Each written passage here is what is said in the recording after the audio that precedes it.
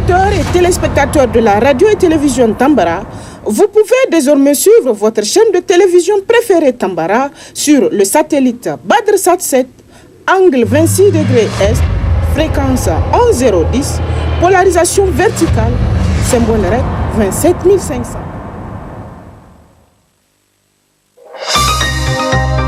Suivez le journal avec STM Transport Voyageurs, une nouvelle façon de voyager.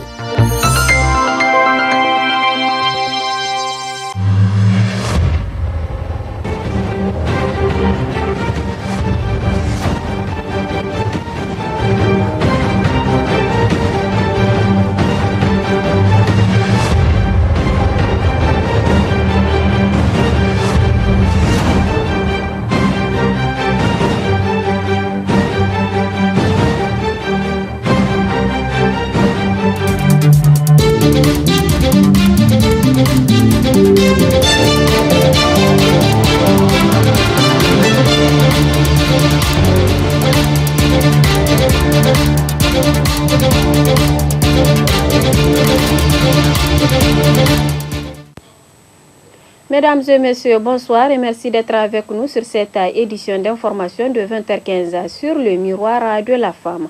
Cela dit, le département de Birnangaouré a accueilli dans la nuit du 29 au 30 octobre 2022 la cérémonie d'intronisation du président Roga, une cérémonie qui a vu la présence de plusieurs hautes personnalités. Le compte rendu dans ce reportage.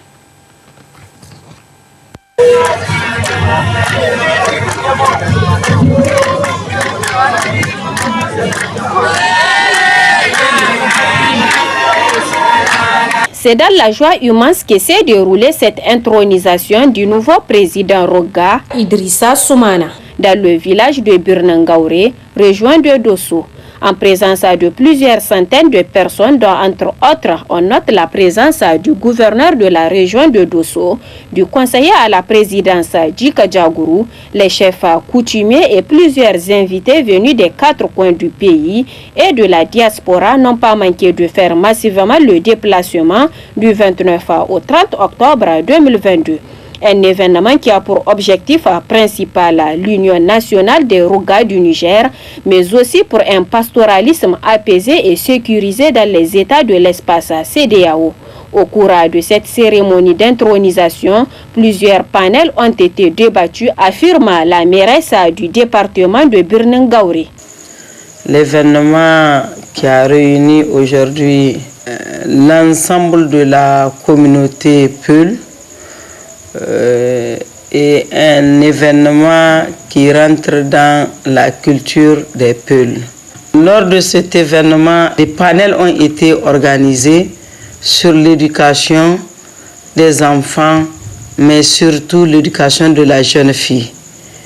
Et aussi les conflits entre agriculteurs et éleveurs, surtout en cette période de la descente des animaux.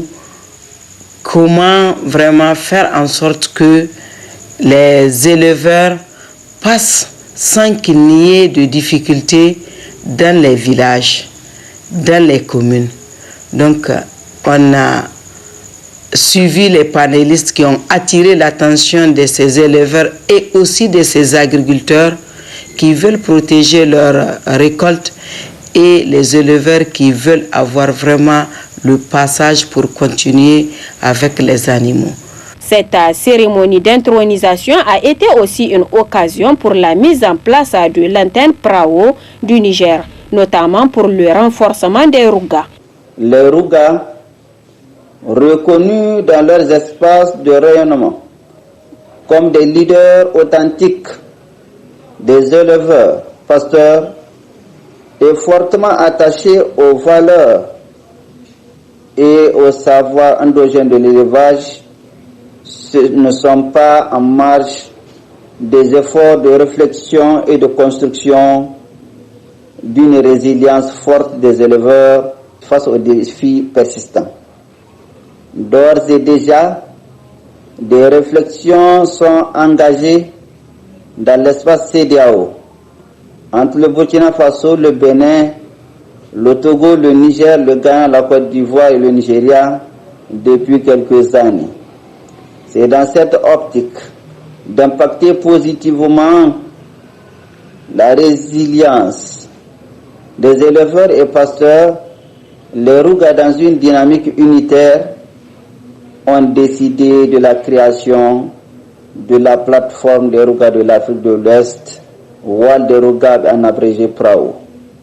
Cette nouvelle fêtière consacre le succès de plusieurs années de concertation et de dialogue social des Rouga dans les espaces transfrontaliers des pays de l'espace CEDEAO.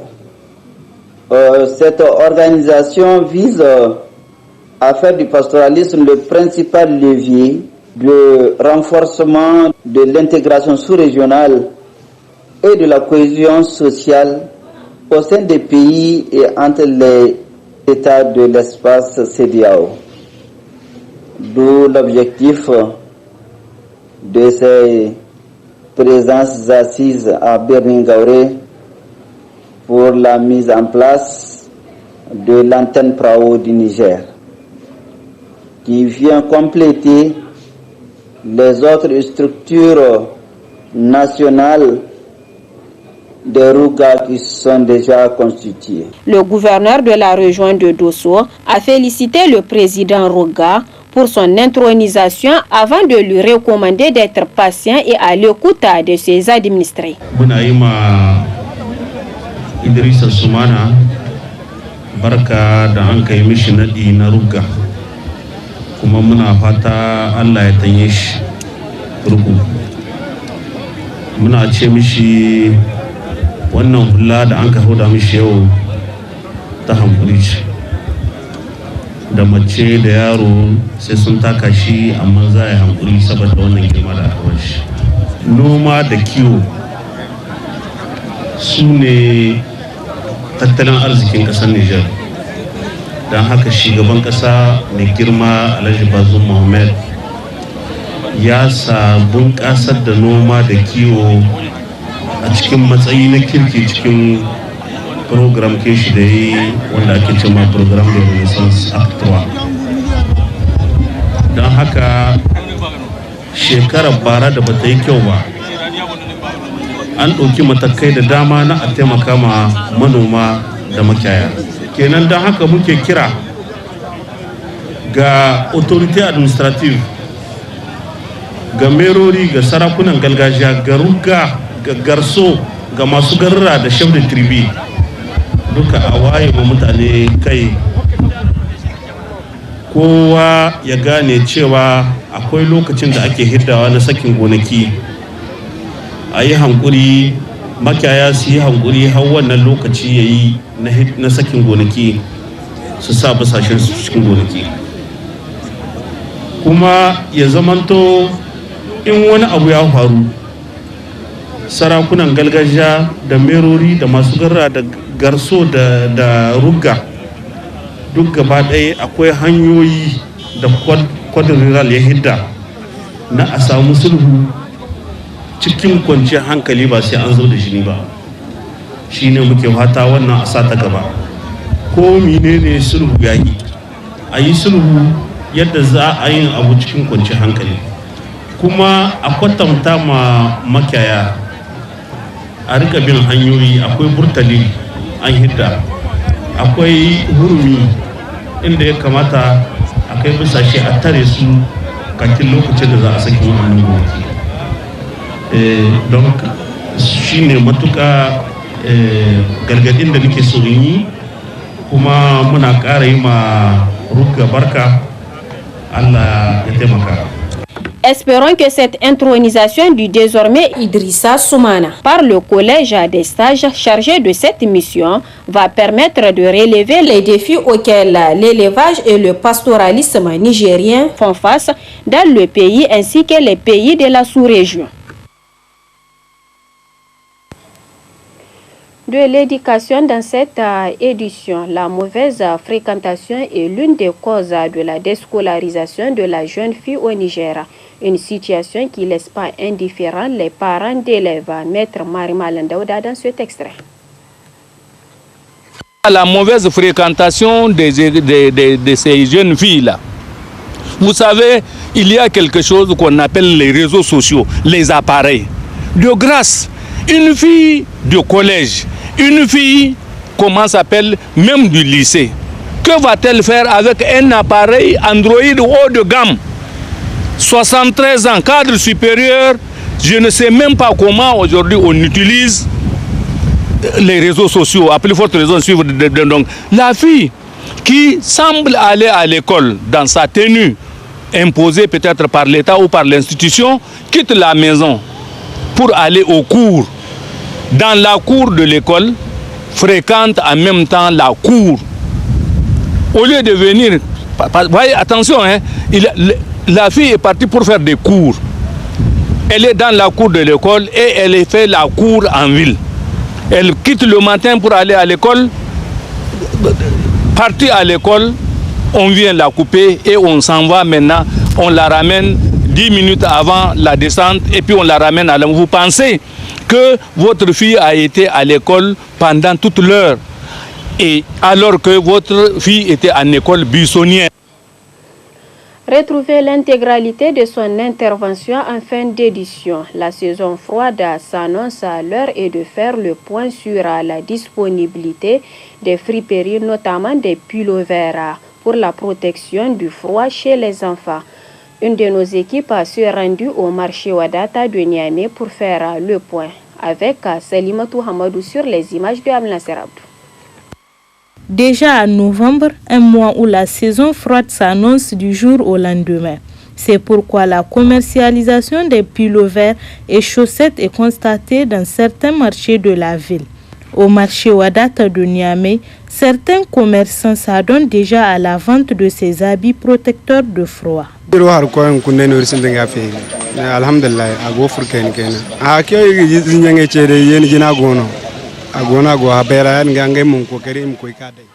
Je suis revendeur de friperie, mais aujourd'hui j'ai commencé à vendre les pullovers. Donc les mères doivent venir acheter pour protéger les enfants qui vont à l'école contre le froid qui s'annonce. Nos difficultés sont surtout liées à l'importation car les douanes nous taxent beaucoup.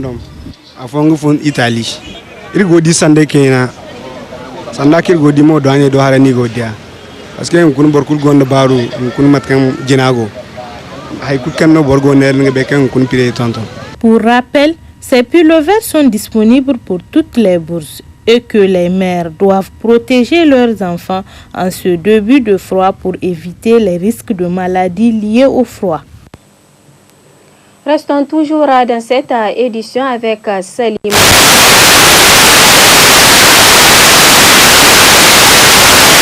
Produit qui est beaucoup consommé en cette période par la population. Voyons cela dans ce reportage. Croustillant qu'il est, le criquet est un produit saisonnier très consommé par la population nigérienne.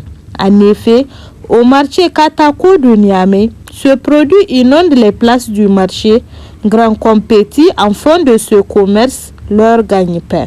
Je suis revendeur de criquet au marché Katako de Niamey. Le criquet nous vient du Nigeria et souvent de Filengue. Alhamdulillah, nous arrivons à tirer l'épingle du jeu parce qu'on arrive à vendre en abondance. La tasse, nous la vendons très fréquemment à 1000 francs CFA et des fois à 900 francs CFA. À noter que la consommation abusive de toutes choses est nuisible pour la santé. De ce fait, la modération de la consommation du criquet est souhaitable pour éviter tout risque d'allergie. Le beurre de karité est un ingrédient aux multiples vertus. Que ce soit pour les cheveux, les visages ou le corps, il présente des propriétés variables. Quels sont les bienfaits du beurre de karité? Réponse à cette question dans ce reportage de Hassia Gello à côté Abdel Nasser Abdou.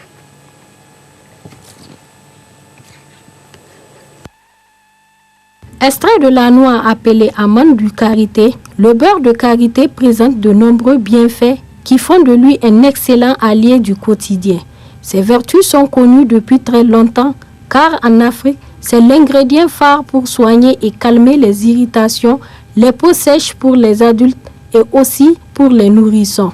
Bulanga agabori ga hamse bulanga agabori mu ba wayansi zam bulanga wo amfani bo bana te safari hannano igine gunda koi kan wanda gundi aga hinga ka bulanga ga ga danga meyora ga gwan aga tusu gunda bo haya da aga koi zumbu izo bo aga te izo se hari hanno. C'est en cette fraîcheur que le beurre de karité est beaucoup utilisé. Le beurre de karité est très bien pour la peau, mais aussi dans les repas. L'utilisation est très efficace car c'est un médicament. Les femmes enceintes peuvent l'utiliser en avalant un peu ou en appliquant ça sur le ventre, car il protège le bébé. En froid, les gens l'utilisent pour un mélange avec de la vaseline.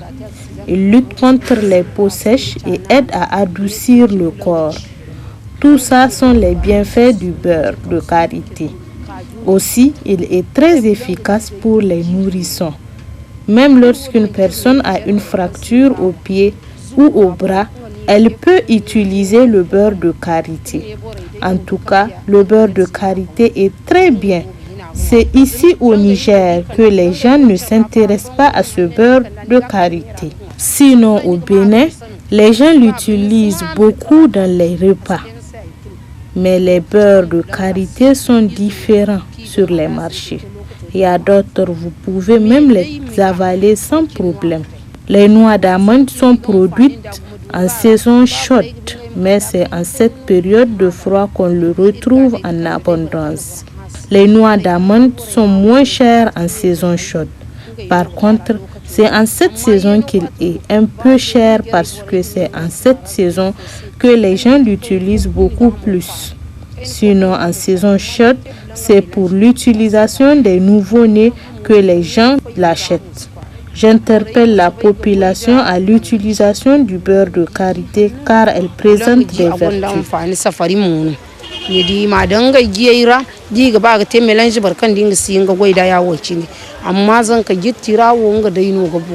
Notons qu'une prise de conscience doit être faite sur l'utilisation du beurre de karité, car il est vrai que ce adage fait sens quand on y pense, surtout lorsque l'on constate les effets positifs du beurre de karité. Retournons à l'intérieur du pays dans cette édition, plus précisément à Tawa pour l'atelier de formation sur le domaine éducatif. Les précisions avec Aïssa Adamou sur les images de Mamassani Ousmane depuis Tawa. Renforcer la capacité des acteurs de l'éducation en situation d'urgence, tel est l'objectif visé à travers cet atelier de formation sur le domaine éducatif qui, depuis un certain temps, traverse une situation de crise. Le secteur éducatif nigérien, déjà fragile et présentant des vulnérabilités énormes en termes d'accès, de qualité et de gouvernance, se trouve confronté à des problématiques multidimensionnelles du fait de l'insécurité. Cette situation engendre le mouvement des populations, accentuant la pression sur les structures existantes et risque d'exploser certains ratios avec un impact important sur la qualité des enseignements déjà au rabais. La situation d'insécurité a conduit à la fermeture de nombreuses écoles. Dans la région de Tawa, l'accalmie sécuritaire observée a permis de réduire le nombre d'établissements fermés de 61 à 40. Cependant, les effets persistent et continuent à agir sur le système. À l'insécurité liée aux conflits armés, viennent s'ajouter d'autres risques naturels ou humains qui fragilisent davantage notre système éducatif. Il s'agit notamment de la contrainte démographique, de la sécheresse, de l'insécurité alimentaire, des inondations, des déplacements des populations, des migrations saisonnières, des violences en milieu scolaire, des incendies. L'autorité régionale de Tawa a fait le point de la situation éducative de Tawa avant de revenir sur les prescriptions de ces dits ateliers. Quand on prend le cas de la démographie galopante, il y a de cela 5 ans en arrière, chaque année c'était 500 000 élèves qui sont inscrits au CI. Depuis 2018, on a 700 000 élèves qui sont inscrits chaque année. Donc 700 000 nouveaux entrants. Avec 700 000 nouveaux entrants, c'est un besoin de 14 000 nouvelles classes. C'est un besoin de 14 000 nouveaux enseignants. Voyez-vous, le président, dans le cadre de son programme de 0 classe en paillotte, il a signé un accord avec la Banque mondiale. Et toutes les classes en paillotte que nous avons aujourd'hui, qui sont au nombre de 36 000, vont être transformées en classes en matériaux définitifs.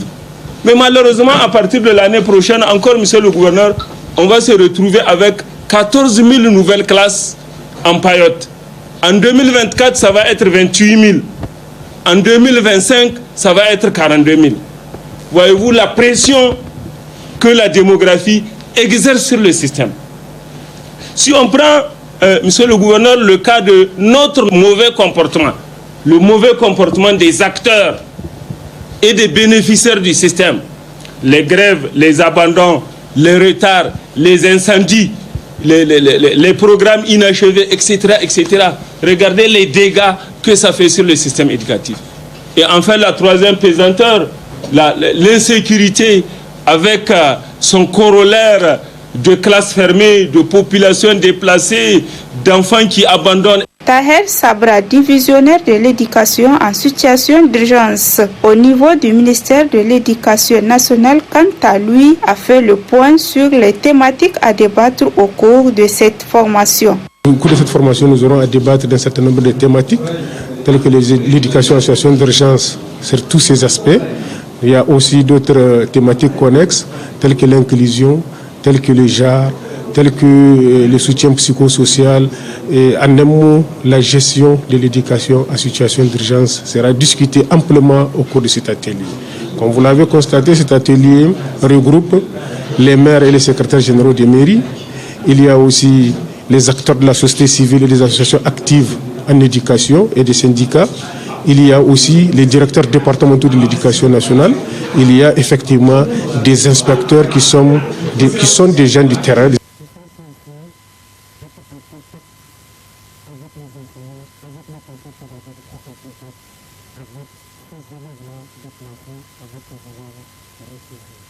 Financé par le Programme alimentaire mondial PAM, en collaboration avec le ministère de l'Éducation nationale, ce présent atelier va outiller ces différents acteurs à mieux gérer cette crise éducative qui gangrène le système éducatif. Place à présent à la partie magazine de cette édition consacrée à l'interview que nous a accordé Maître Marie-Malène Daouda, parent d'élèves, sur la mauvaise fréquentation, l'une des causes de la déscolarisation de la jeune fille au Niger. Très bonne réception et au revoir.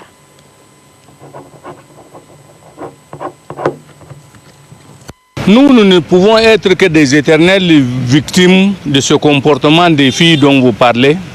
Et à côté de ce comportement des filles elles-mêmes, il y a aussi parfois la faute même de l'État. Parce qu'aujourd'hui, nous allons parler presque de la déscolarisation d'abord de la jeune fille. Nous sommes des enfants des années des indépendances. Nous étions à l'école aux années des indépendances. Nous avons fréquenté l'école mixte, ça veut dire qu'il y a des garçons et des filles. Il n'y a pas de preuves pour filles, il n'y a pas de preuves garçons, et les filles se sont comportées, très bien comportées, et aujourd'hui, beaucoup d'entre elles ont été responsables de ce pays, mais aujourd'hui à la retraite. Ah, vous savez, donc, à côté de cela, maintenant, il y a un autre événement, 15 avril 1974, l'arrivée des FAN, Forces armées nationales au pouvoir, avec Seyni Kounché. Seyni Kounché, pour protéger la jeune fille, vous savez, a mis un décret dans lequel il y a en tout cas 1.219 où on protégeait la fille. Tout enseignant qui engrosserait une fille ou la marie ou va en prison, la fille a été protégée.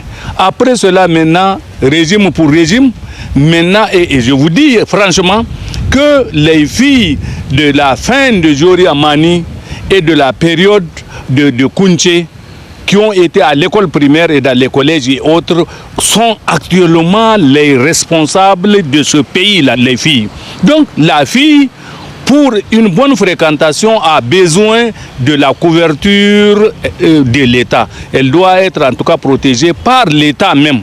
Après maintenant, il y a eu un laisser-passer, un laisser-aller où la fille est poursuivie par des prédateurs. Les prédateurs, c'est les éperviers là qui viennent ramasser en tout cas les poussins. La fille n'avait pas de protection et surtout la fille rurale. La fille rurale n'a pas eu la chance de fréquenter suffisamment l'école parce que le parent au village confie sa fille en tout cas à un tuteur ou parfois manque de tuteur et c'est là fait que la fille parfois se trouve être engrossée même par son propre tuteur ou par les enfants du tuteur et voilà par exemple ce qui entrave totalement l'évolution scolaire de cette jeune fille-là. Après cela, maintenant, aujourd'hui, mieux vaut tard que jamais, la nouvelle république que nous avons est venue pour essayer de protéger la fille et mettre la fille dans des conditions d'aller à l'école, avec la création de l'internat. Sinon, si vous vous rappelez, il y a quelques années, où un président de la République a dit que la scolarisation du jeune Nigérien est jusqu'à l'âge de 16 ans. Mais madame, est-ce que ce dire du président a été respecté dans la mesure où beaucoup de filles sont renvoyées de l'école à l'école primaire, au collège et même au lycée, à plus forte raison le cimetière qui est l'université. L'université est devenue pour la jeune fille aujourd'hui un cimetière parce que ce n'est pas toute fille qui réussit en tout cas à l'université de Damé. Et que après même le BPC, 98% des élèves sont orientés au lycée. Pourquoi? On a créé des écoles d'enseignement technique et professionnel. On doit donner parce que la jeune fille a beaucoup de problèmes devant elle. Le mariage, ainsi de suite. Et puis maintenant, autrefois à notre époque, une fille sans mariage avec bébé sur le dos, c'est une honte familiale. Et aujourd'hui, malheureusement, un enfant né hors mariage aujourd'hui est même célébré à grand bruit avec des taureaux égorgés, avec des moutons, ainsi de suite. Tout ça là, c'est la fête. De l'autre côté, donc maintenant, la nouvelle République aujourd'hui est en train de protéger la jeune fille en créant des internats. Si vous avez suivi quelque part, on a parlé de 140 internats. 140 internats peuvent vous contenir beaucoup de filles. Quant à la mauvaise fréquentation de ces jeunes filles-là, vous savez, il y a quelque chose qu'on appelle les réseaux sociaux, les appareils. De grâce, une fille de collège, une fille, comment s'appelle, même du lycée, que va-t-elle faire avec un appareil Android haut de gamme? 73 ans, cadre supérieur, je ne sais même pas comment aujourd'hui on utilise les réseaux sociaux, à plus forte raison suivre. Donc, la fille qui semble aller à l'école dans sa tenue imposée peut-être par l'État ou par l'institution, quitte la maison pour aller au cours. Dans la cour de l'école, fréquente en même temps la cour. Au lieu de venir, voyez, attention, hein, la fille est partie pour faire des cours. Elle est dans la cour de l'école et elle fait la cour en ville. Elle quitte le matin pour aller à l'école, partie à l'école, on vient la couper et on s'en va maintenant, on la ramène 10 minutes avant la descente et puis on la ramène à l'heure. Vous pensez que votre fille a été à l'école pendant toute l'heure et alors que votre fille était en école buissonnière. Alors, c'est pourquoi j'ai condamné d'abord les réseaux sociaux. Et il faut savoir dans la vie, parce que si un enfant ou une enfant inscrite à l'école arrive à avoir un emploi, ça peut encourager les autres. Mais sur 100 enfants avec peut-être 20 filles inscrites à l'école, vous avez un résultat, prenons le résultat des examens de 2022. 27,18%. Combien? 73 sur les carreaux. Le bac, à peine 29%. 71 sur 100 dans le carreau. Avec ça, qui va encourager sa fille à aller à l'école? personne ne va encourager. Donc c'est ça parfois la faute même de l'État. Mais les enfants aujourd'hui, le modernisme a fait que, avec châtiment corporel interdit, mais on est obligé de faire le châtiment corporel même à titre dissuasif. Ça veut dire que depuis la maison, l'enfant doit avoir peur un peu de ses parents. À l'école, elle doit avoir peur de ses parents pour bien se comporter. Mais quand vous dites châtiment corporel négatif, l'enfant qui n'a pas peur, il va aller à la débauche très facilement. Et je vous dis que, et parfois c'est les tentations. Vous êtes plus belle qu'une fille X qui s'habille mieux que vous. Vous êtes plus belle qu'une jeune fille qui se lève pendant la récréation, casse avec 1000 francs, 1500 francs. Alors que vous, vos parents vous ont donné du repas chauffé le matin, ou bien on vous donne 100 francs, 150 pour faire votre récréation. Ça vous tente, vous dites en quoi elle est meilleure que moi. Elle casse avec 1500, elle fait inviter ses amis, alors que moi j'ai faim dans le ventre. Et la faim peut pousser quelqu'un à tuer, peut quelqu'un à escroquer, peut pousser quelqu'un à voler, pousser quelqu'un à délinquer. Et c'est ce qu'on appelle la délinquance juvénile du côté féminin. Donc la délinquance juvénile féminine est un danger pour nous les parents et que franchement la jeune fille aujourd'hui doit être protégée, parce que si le chien peut abattre un gibier, la chienne aussi peut bien le faire. Il faut donner la chance à la jeune fille de réussir en tout cas à l'école, et de grâce en fin d'examen au collège, il ne faut pas orienter 98% des admis au lycée, parce que le lycée c'est une forme de mouroir pour une fille, à plus forte raison l'université qui est en tout cas un cimetière pour cette fille, parce que parfois à l'université la première année est une année obligatoire de redoublement pour la jeune fille. Pourquoi? Parce que nous autrefois, les formateurs, nous qui étions formateurs autrefois, ou nous qui avons été formés par des gens responsables, l'enfant est à l'image de son maître, l'enfant est à l'image de ses parents, et l'enfant est la fille de tout le monde. Mais si aujourd'hui l'enfant féminin devient la femme de tout le monde, en ce moment le système éducatif est raté, et avec ça on ne peut pas aller de là.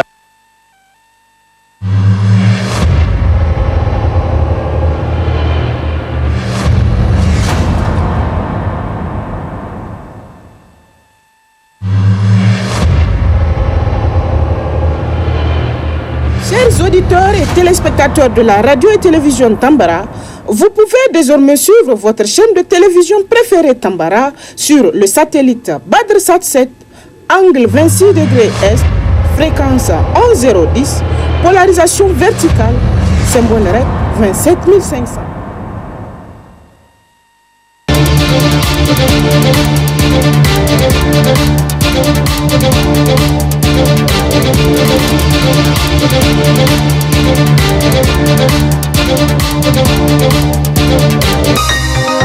Ce journal vous a été présenté par STM Transport Voyageurs.